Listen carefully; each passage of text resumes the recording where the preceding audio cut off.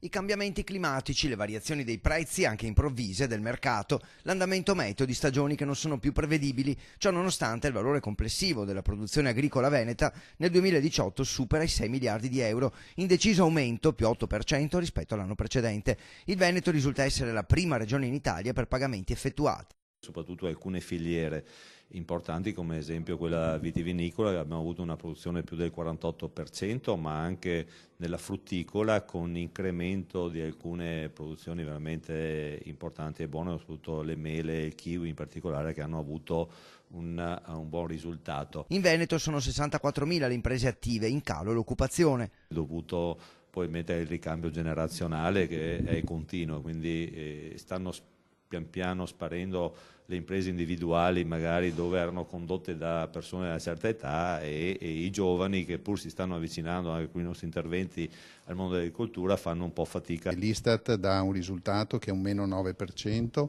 ma bisogna capirlo e interpretarlo rispetto all'anno precedente.